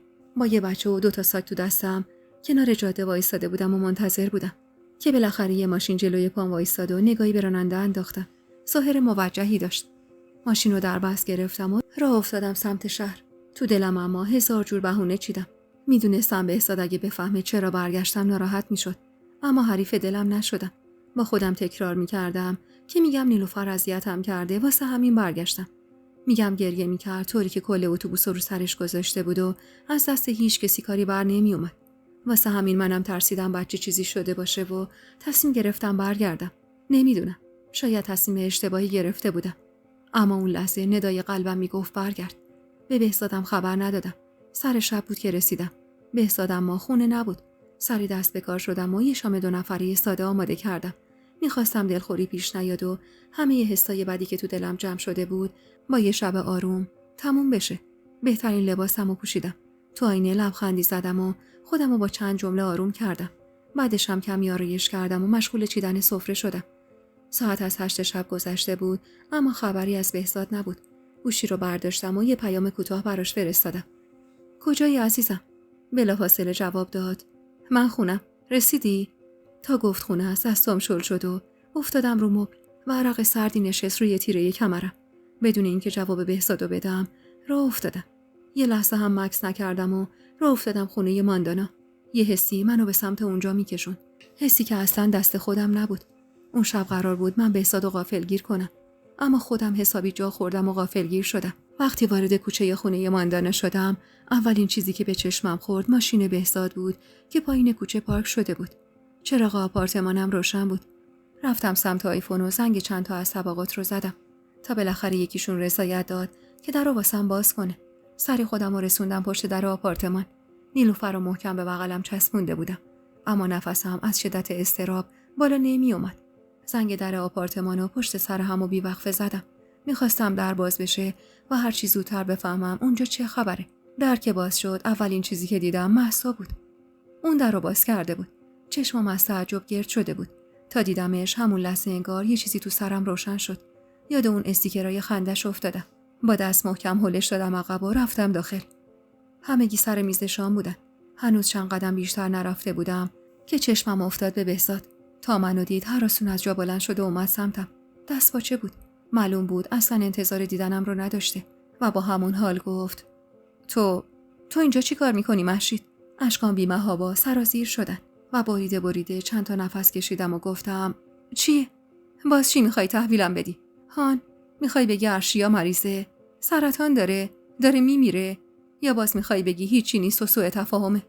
من حرف میزدم و بهزاد هیچی نمیگفت. ساکت. انگار که زبونش بند اومده بود. با اخم نگاهش رو دوخته بود به زمین و هیچی نمیگفت. که همون لحظه ماندانا شروع کرد به حرف زدن. چیه بهزاد؟ چته؟ بالاخره که باید میفهمید. ماندانا با یه حالت طلبکار برگشت سمت من و گفت بهتر حرفای منم بشنوی، بعد هر جور که خودت میدونی منو قضاوت کنی. نه کار درست و حسابی داشتم، نه مجید برام پول و پله‌ای گذاشته بود. با یه بچه مونده بودم تنها. یه نفس عمیق کشید و با صدایی که سعی می‌کرد مظلومش کنه برگشت سمت مادر شوهرم و گفت به قول مادر جون این بچه آینده نمیخواد. با تلخی خندیدم و بلند گفتم بدبختی و بی پولی درد داره. قبول. اما نه اون قدری که آدم شرفش رو بفروشه. تو اونقدر حقیر بودی که به جای جمع کردن خودت خونت رو خونه یه زن دیگه ساختی بدبخت. تا شروع کردم به حرف زدن تمام بدنم شروع کرده بود به لرزیدن. حریف لرزش دستام نبودم. بی اختیار می لرزید. مهسا اومد جلو و نیلوفر رو از بغلم گرفت. همون لحظه مادر شوهرم از جا بلند شد و با عصبانیت رو کرد بهم و گفت چرا صداتو انداختی رو سرت؟ آبرومون رو جلوی در و همسایه بردی. چی شده؟ مگه چی کار کرده پسرم؟ بعد با یه لحن طعنه‌آمیز ادامه داد 1000 جور کثافتکاری میکنن مردا، حالا این بچه خواسته ثواب کنه. خود خدا هم تو دینش اجازه داده. تازه این فقط به خاطر ارشیا بود و بس. نکنه توقع داشتی ارشیا بیفته زیر دست ناپدری. بهزاد که تا اون لحظه لالمونی گرفته بود با صدای آرومی رو به مادرش گفت بس کنید مادر. اما مادر شوهرم ولکن نبود. با نگاه تیزش خیره شد تو صورتم و گفت دلت به حال این دوتا طفل معصوم نمیسوزه؟ میخوای آبقوره بگیری دل شوهرتو کباب کنی بهش عذاب وجدان بدی؟ هر کاری کرده خوب کرده. اصلا دلش خواسته. به تو چه؟ بهزاد با عصبانیت کوبید رو میز و گفت مامان گفتم بسه. تنها هنر بهزاد این بود که بگه بسه، که بگه ادامه ندید. همیشه یه خدا همین بود. با این حرفش اما واسه چند لحظه سکوت برقرار شد. مادر شوهرم اما که انگار از حرص من انرژی میگرفت دوباره دهن باز کرد. این بار اما با صدای آروم و ملایم و گفت اصلا تو راست میگی. باید بهت میگفت. اگه نگفته به خاطر این بوده که دلخور نشی. بالاخره تو هم مادر بچه‌شی. دوستت داره. اما حالا من بهت میگم 1 ساله که ماندانا رو عقد موقت کرده. با این کار انگار ضربه نهایی رو خوردم. دیگه نمیتونستم روی پام وایسم. زانوهام سوس شد و روی زمین افتادم. و ضربان قلبم لحظه به لحظه شروع کرد به کنتر شدن و توی گوشم سوت میکشید و چشمام سیاهی میرفت. باورم نمیشد. فکر میکردم این اتفاق به تازگی افتاده. اما حالا با تعجب برگشتم سمت بهزاد. بهزاد این بار سرشو بلند کرد. صورتش اما قرمز قرمز بود و رو به مادرش میگفت خواهش میکنم مادر دیگه چیزی نگو. بسه. اون شب و تا دارم یادم نمیره. حرفش مثل نیشتر نشست وسط قلبم. همه چی دور سرم میچرخید. یعنی تو اون روزایی که من باردار بودم و با 1000 امید و ذوق داشتم بچه‌مونو حمل میکردم، بهزادی که فکر میکردم دوستم داره و ثمره عشقمون رو دارم به شکم میکشم داشته به هم نارو میزده. یه بغض سنگین گلومو گرفته بود. بغضی که به هر سختی بود تونستم کمی پسش بزنم و رو به بهزاد بگم چطور تونستی اینو ازم قایم کنی؟ چطور این نامردی رو در حقم کردی؟ بعد نگاهم افتاد به نیلوفر که دست مهسا بود. به هر بدبختی بود دست روی زانو گذاشتم و بلند شدم و جلو رفتم و نیلوفر رو از بغلش چنگ زدم و از اون خونه که بوی لجن میداد زدم بیرون. باورم نمیشد چی به سر زندگیم اومده. باورم نمیشد انقدر ساده و راحت زندگیمو باخته بودم. مغزم قفل کرده بود. گیج و منگ خودم رو رسوندم خونه. نمیدونستم باید چی کار کنم. با یه بچه کوچیک تو بغلم جمع کنم برم شهرستان یا نه بمونم یا اصلا برم دادگاه، برم و شکایت کنم. خدایا هیچ جوابی نداشتم. مستعسل بودم و عاجزترین آدم روی زمین. اون شب فکر می‌کردم بدبخت‌تر از من تو این کره خاکی وجود نداره. اما یه چیزی رو خوب میدونستم. من آدم این مدل زندگی نبودم. غرورم اجازه نمیداد دیگه حتی یه ثانیه همون وضع تحمل کنم. واسه همین رفتم سراغ کمدمون و شناستم و مدارکمو گذاشتم تو کیفم. اصلا نمیفهمیدم دارم چی کار میکنم. دستام میلرزید و دیوونه وار فقط اشک میریختم. جوری که حس میکردم چشمه اشکم داره خشک میشه. مدام به کار بهزاد فکر میکردم. به اینکه چطور تونسته بود همچین نامردی در حقم کنه. اصلا چطور دلش اومده بود زن جوون و حاملش رو ول کنه و اینجور نارویی بهش بزنه. مطمئن بودم مقصر اون ماجرا ماندانا نبود بلکه خود بهزاد بود. هیچ کسی نمیتونست بهزادو مجبور به این کار کنه الا خودش. اما یه نفر دیگه هم توی این ماجرا کم نقش نداشت. مادرش. وقتی یادم میومد چطور ایستاده بود روبروم و از نارو زدن پسرش دفاع میکرد دلم میخواست همون موقع برم و بلایی سرش بیارم. اون سرش ناپیدا. دستم دور دسته کیفم محکم‌تر شد. اشکای صورتمو پاک کردم و به جاش خشمی نشوندم رو صورتم. و فقط یه فکر توی سرم میچرخید. این زن باید تاوان همه چیزو پس بده. همون لحظه گوشیم یهو لرزید و یه پیام اومد. پیامی که کل وجودم رو به هم زد. با خوندن اون پیام یه ترس عمیقی افتاد به جونم. یه پیام از سمت بهزاد بود. نوشته بود: عجولانه تصمیم نگیر. میدونم دلخوری، اما خدا شاهده هرچی بوده فقط ترحم و دلسوزی بوده. فقط به خاطر ارشیا که میخواستم بی پدر نمونه. با خوندن این پیام 1000 بار شکستم و نشستم لبه ی تخت و با دستای لرزون و چشمایی که دوباره پر از اشک شده بود نوشتم: از زندگیم گم شو، برو بیرون. عوضی دروغگو. دکمه ارسالو زدم و سفر رو قفل کردم. جوری دلم شکسته بود که انگار دیگه یه تیکه سالمم توش وجود نداشت. همه چی از هم پاشیده بود. یه شب زندگیم نابود شده بود و حالا دیگه فقط من مونده بودم و یه زندگی تباه شده و یه قلب له شده. و همونطور چشمم به صفحه تاریک گوشی مونده بود که دوباره گوشی لرزید و صفحه روشن شد. نیلوفر رو ازت میگیرم. من دوست ندارم دخترم بی پدر بزرگ بشه. اون پیام مثل یه چکش تو سرم فرود اومد و چنان ترسی به جونم انداخت که نفسم بالا نمی اومد. حس می کردم همین الانه که بیفتم و بمیرم. بعضی مردا خوب بلدن کجا رو نشونه بگیرن. بهزادم یکی از همونا بود. نیلوفر رو از روی تخت برداشتم و محکم تو بغلم فشار دادم. اگه من برم آینده یه بچم چی میشه؟ غرق در افکارم بودم که زنگ تلفنم به صدا در اومد. این بار بهزاد نبود، مادرش بود. تا شماره‌اش رو دیدم زیر لب گفتم: این همون شیطانیه که داره زندگی منو تیکه تیکه میکنه. از همون روزی که عروسشون شده بودم میدونستم که اصلا دلش با من نبوده. اعتقادات عجیبی داشت. اوایل ازدواجمون از بهزاد شنیده بودم که مادرش خیلی از رفت و آمد با من خوشش نمیاد. گفته بود با ورود مهشید غم و غصه بود که به زندگی ما سرازیر شد. با بیمیلی تلفن رو جواب دادم. صداش از پشت تلفن واضح و محکم توی سرم میپیچید: بهزاد را افتاده بیاد خونه. باهاش بدرفتاری نکنی یا گناه داره بچم. بهش فشار نیار. به خاطر دلسوزی و ترحم زیر پر و بال زن برادرش و بچه‌شو گرفته. نبینم چیزی بهش بگی یا کفری. گفتم: هر چی میخواید اسمشو بذارید. دلسوزی یا ثواب یا هر کوفت دیگه‌ای. اما من اسمشو یه چیز بیشتر نمیذارم. نارو زدن. این حرفایی هم که شما میزنید توجیه واسه این که نارو زدنش رو مخفی کنید. یه آدم چقدر میتونه پست و بیرحم باشه. اون زنی که یه عوضی نمونه یه کامل بیرحمی و پستیه. یه زن هر جایی که خراب شده رو سر زندگی من. هنوز حرفم تموم نشده بود که صداشو برد بالا و گفت: بس دیگه، شورشو در آوردی. هر چی میگم حرف خودشو میزنه. حواست به تصمیماتت باشه. تو یه بچه داری. نمیخوای که دختر تو ماندانا بزرگ کنه. با این حرفش کنترلمو از دست دادم و گفتم: دوست دارین یکی همین بلا رو سر دخترتون بیاره؟ تا اسم مهسا رو آوردم یه دفعه داغ کرد. انگار آتیش گرفت. با عصبانیت پرید وسط حرفم و گفت: تو چرا همش خودتو هم تراز با مهسا میبینی؟ تو یه دختر شهرستانی هستی. ما آدمت کردیم. خوشم زد. نه از حرفش، از اون همه پررویی و وقاحتی که تو صداش بود، از اون همه طلبکاری. تازه داشتم حرفاشو تو سرم هضم می‌کردم و دنبال جواب بودم که یهو گفت: ماندانا هم حالش خوش نیست.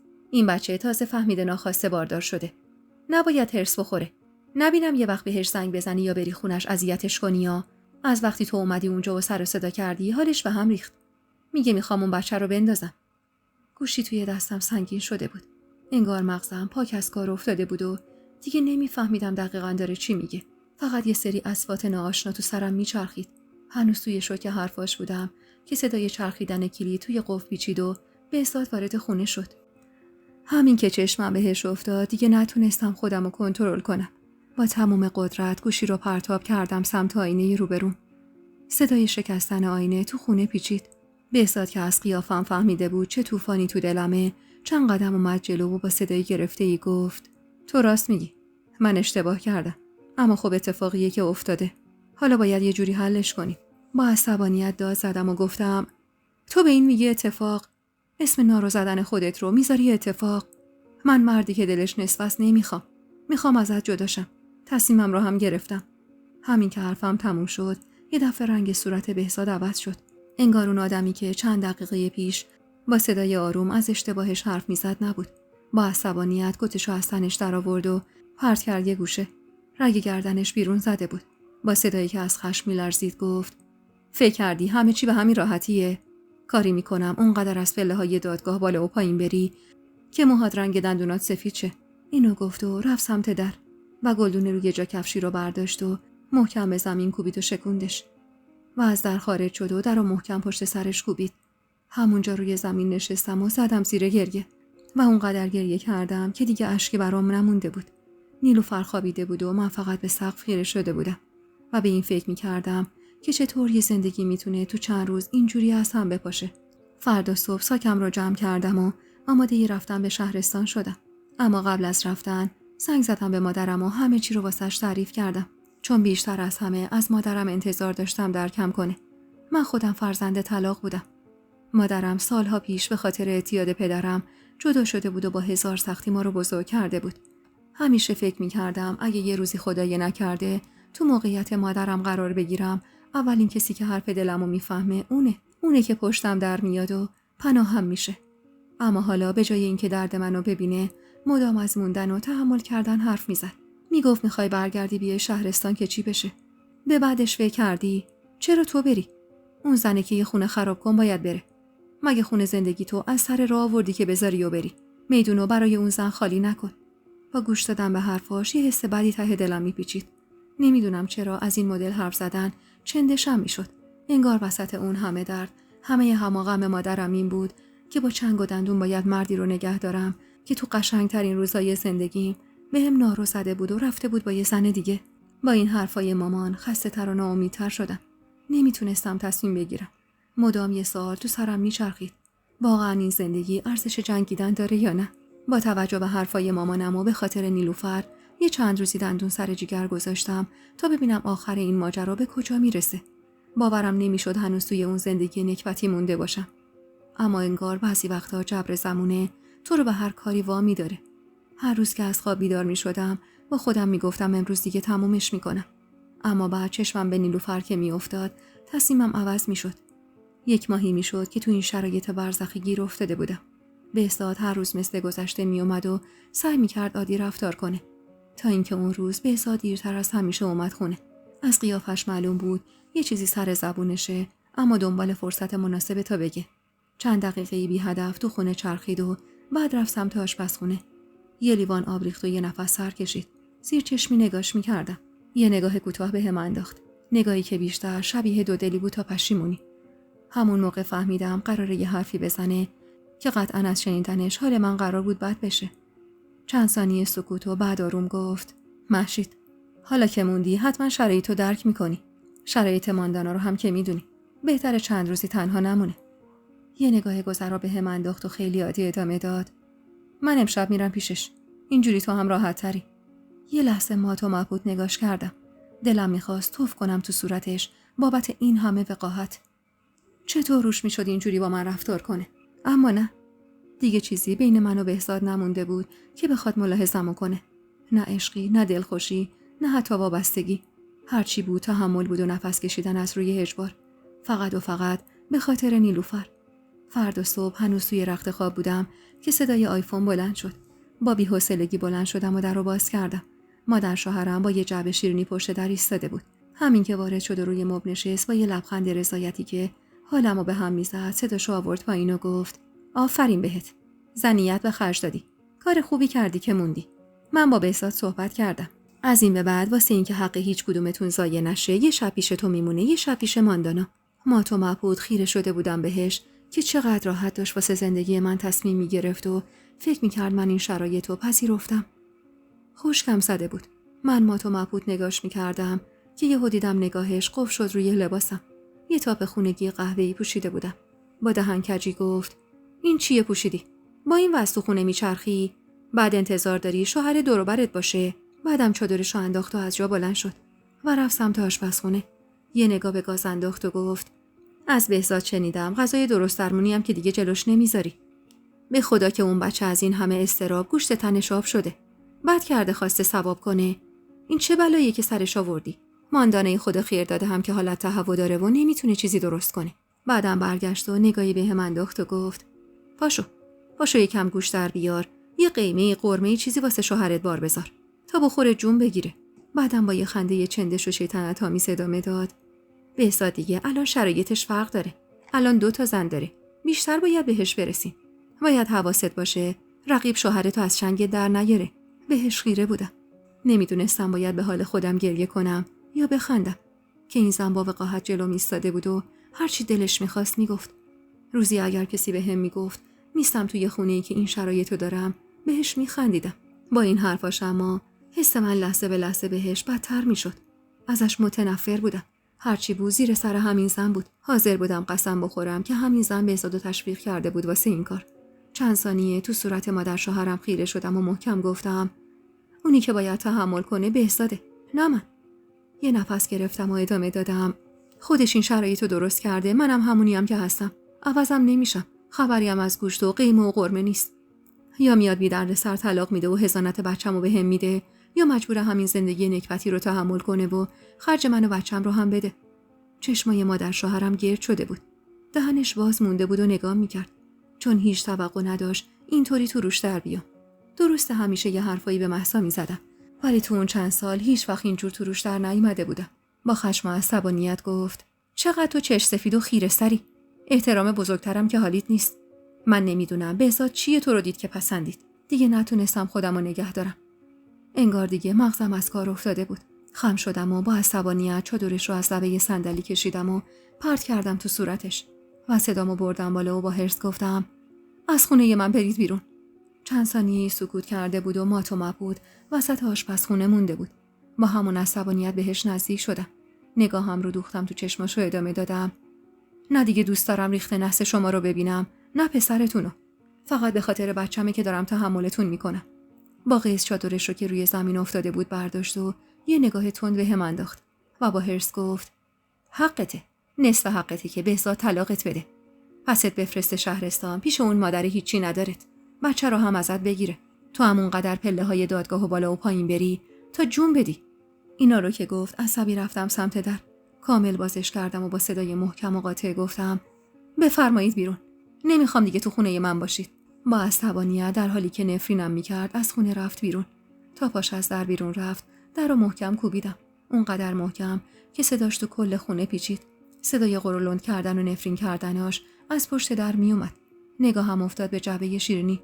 دویدم برش داشتم و بدون فکر در رو باز کردم. چند تا پله بیشتر نرفته بود پایین. جعبه شیرینی رو بدون هیچ حرفی انداختم سمتش و در رو دوباره بستم.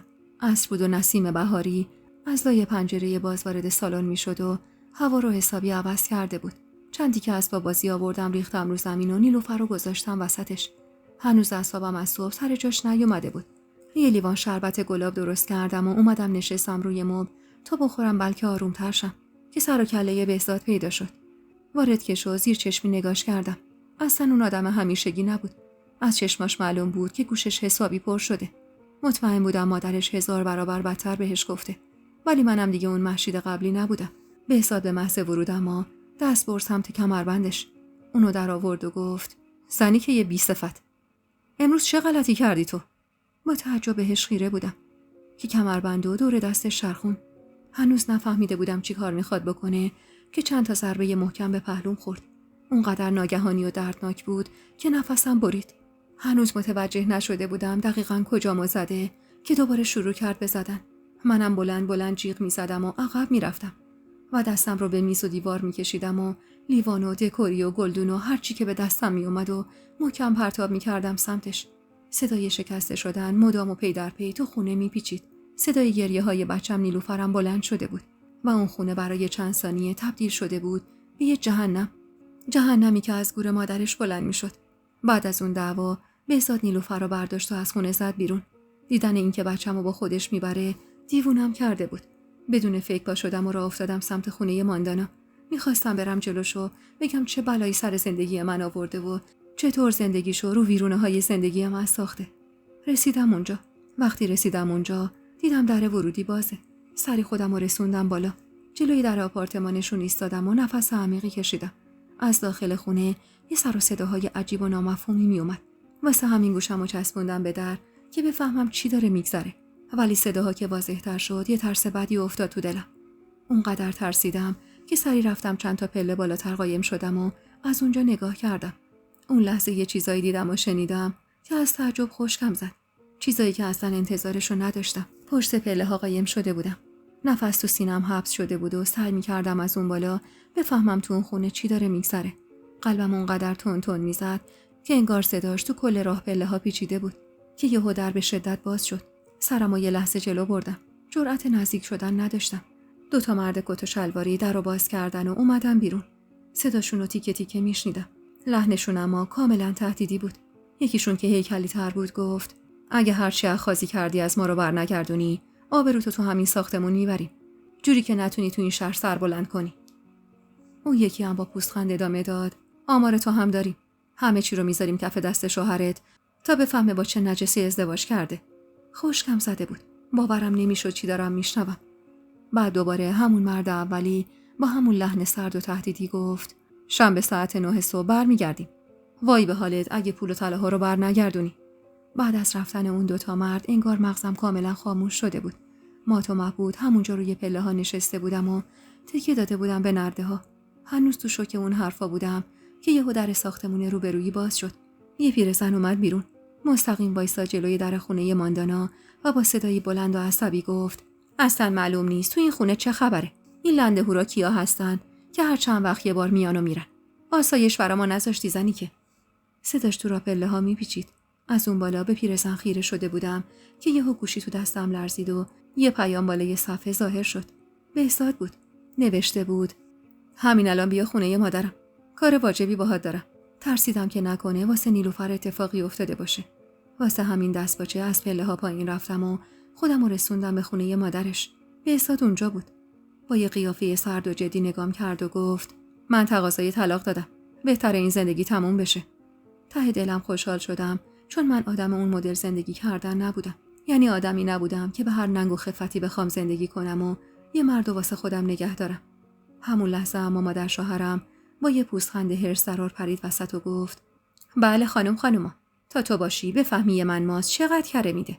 در ضمن یه چیزی رو بهت نگفته بودم تا حساس نشی، اما حالا میگم.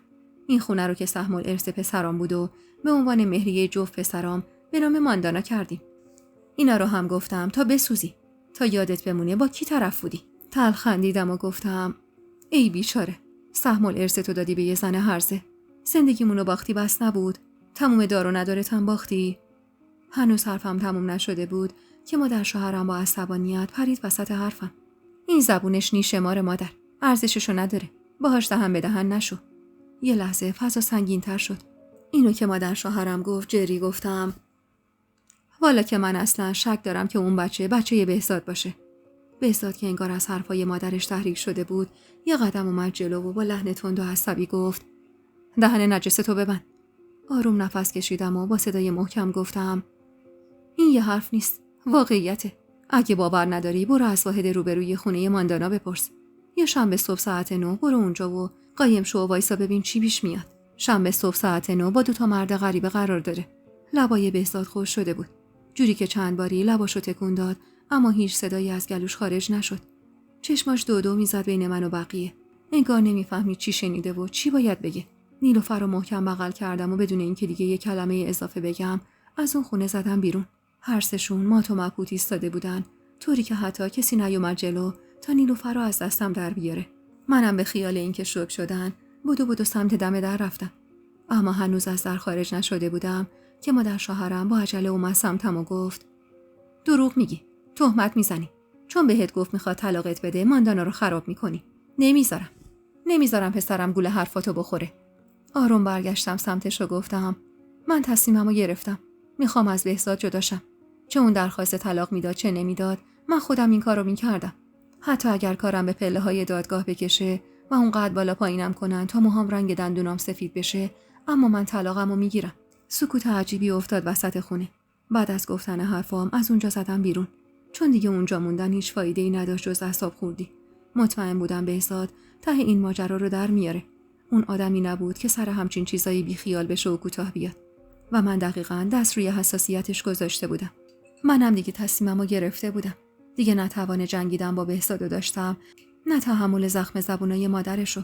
حوصله جنگ و دعوا و بالا پایین کردن پله‌های دادگاه رو هم نداشتم. هم خسته بودم هم زخمی. هر چی پس انداز طلا داشتمم کردم سرمایه نجاتم. یه وکیل گرفتم تا بیفته دنبال کارم. من فقط یه چیز می‌خواستم، این که از این زندگی مسموم نجات پیدا کنم. با وکیلی که گرفته بودم یکم خیالم آرومتر شده بود. میدونستم واسه نیلوفر باید بجنگم، اما فعلا تا چند سال آینده پیش خودم بود و همین دلگرمین بود. چند تا چمدون بستم و برگشتم شهرستان، خونه مادرم. قرار شد وکیلم دنبال کارای دادگاه باشه و هر وقت خبری شد بهم اطلاع بده. منم سعی کردم روی نیلوفر و ساختن یه زندگی جدید تمرکز کنم. یادم چند ماهی گذشته بود که یه روز وکیلم زنگ زد و گفت بیشتر کارا انجام شده و اگه همه چی طبق روال پیش بره و مشکلی پیش نیاد تا 1 ماه دیگه طلاقم رسمی میشه. بعد از قطع کردن تماس یه حس عجیبی داشتم. نه خوشحال بودم نه غمگین. آخرای شب نیلوفر کنارم خوابیده بود و من خیره بودم به صورت ماهش و همینطور که نوازشش میکردم زیر لب میگفتم اجازه نمیدم زندگیت خراب شه. اجازه نمیدم آب تو دلت تکون بخوره و جای خالی باباتو حس کنی. که همون موقع نور گوشیم توجهم رو به خودش جلب کرد. پیامک اومده بود واسم. از بهزاد. هنوز تو گوشیم اسمش سیو بود. چند ثانیه فقط به صفحه خیره موندم. نوشته بود میخوام یه بار ببینمت. خواهش میکنم قبول کن. حرف مهمی دارم که باید رو در رو بهت بگم. دستم ناخودآگاه لرزید. بعد از چند ماه سکوت، بعد از اون همه زخم و اشک، بهزاد برگشته بود. خودم هم دوست داشتم بهزادو ببینم چون یه چیزایی رو باید بهش میگفتم. اما از برگشتن به گذشته میترسیدم. واسه همین بهش پیام دادم و نوشتم باشه. اما این آخرین دیداره. فردا صبح بهزاد پیام داد که پایین تو ماشین منتظرمه. نمیدونستم اومده شهرستان. واسه همین سریع عوض کردم و رفتم پایین. تو ماشین که نشستم، بهزاد چرخید سمتم و نگام کرد. بهزاد دیگه انگار اون آدم سابق نبود. دیگه از اون مرد عصبی خبری نبود. چشماش پر از التماس بود. پر از پشیمونی. آروم با صدای لرزونی گفت خواستم بچه برادرم بی پدر نشه. ولی آخرش داره بچه خودم بی پدر میشه. همه چی رو فهمیدم مهشید. اون روز گفتی رفتم دنبال حرفات. اونقدر رفتم تا ته ماجرا رو در آوردم. از همسایه ها پرسیدم. دنبال اون مردا رفتم. ماندانا جز من با کلی مرد دیگه بوده. همه رو هم تلکه کرده بود و چند تایی هم شاکی داشت. اما خب این آخری حسابی دنبالش بود. حتی آزمایش دادم و تازه اون موقع بود که فهمیدم ماندانا به هم نارو زده. به اینجا یه حرفش که رسید مشخص بود بغض راه گلوشو بسته. با صدایی که میلرزید گفت بچه‌ای که ماندانا باردار بود بچه من نبود. تازه از بینم رفت. سرشو پایین انداخت و ادامه داد. خونه‌ای هم که مادرم از روی لجبازی به اسمش زده بود بالا کشید. مادرم الان تو این سن و سال مستاجر شده. همه چی از هم پاشیده بعد از رفتنت مهشید. همه چی. چشماش خیس اشک شده بود و ادامه داد. میدونم اشتباه کردم. ولی ازت خواهش میکنم برگردی. یه فرصت دیگه بهم بده. منو ببخش. واسه چند لحظه فقط خیره نگاش کردم و سکوت کردم. ماها درد و بدبختی، تغییرا، توهینا، نارو خوردنا، تموم نمایش بازی کردناش، تموم دروغایی که بابت مریضی ارشیا گفته بود، تموم اون تماسایی که با دوست و همکاراش میگرفت واسه پیدا کردن یه دکتر خوب برای ارشیا، حتی خارج از کشور، فقط واسه این که من باور کنم که هیچی بین خودش و ماندانا نیست. تموم اون پرونده های پزشکی ماندانا که بعدها فهمیدم واسه دوا درمون کردن و بچه دار شدنش از بهزاد بوده. بهزادی که میگفت از سر خیرخواهی و دلسوزی اونو عقد کرده تا بچه برادرش بی پدر نمونه. اما همه اینا دروغ بود. همه اینا عین یه فیلم سینمایی از جلوی چشمم رد شدن و همینا باعث شد که یه خنده تلخ روی لبام نقش ببنده. نگاش کردم و گفتم چوب خدا صدا نداره آقا بهزاد. و در ماشین رو باز کردم تا پیاده بشم. بهزاد سریع گوشه مانتومو گرفت و گفت منو ببخش. یه لبخند زدم و نگاش کردم و گفتم بخشیدم. بهزاد اشکاشو با دست پاک کرد و گفت یعنی برمیگردی؟ یه لحظه برگشتم و نگاش کردم. دیگه نه کینه‌ای توی دلم مونده بود نه خشمی. من بهزادو بخشیده بودم اما نمیتونستم دل تیکه تیکمو دوباره بسته بزنم. با خنده گفتم بعضی آدما رو میشه بخشید بهزاد، اما نمیشه دوباره بهشون اعتماد کرد. توی محضر میبینمت. اینو گفتم و از ماشین پیاده شدم. سرم رو به آسمون بلند کردم و زیر لب گفتم خدایا آینده خودم و دخترم رو سپردم به خودت. خودت کمکم کن تا تکیهگاه امنی باشم واسه دخترم. عزیزای دلم میخواد بدونم اگه شما جای مهشید داستانمون بودید چه تصمیمی میگرفتید؟ آیا یه فرصت دیگه به خودتون رو بهزاد میدادید یا نه مثل مهشید رها میکردید اون زندگی رو و یه زندگی جدید رو میساختید؟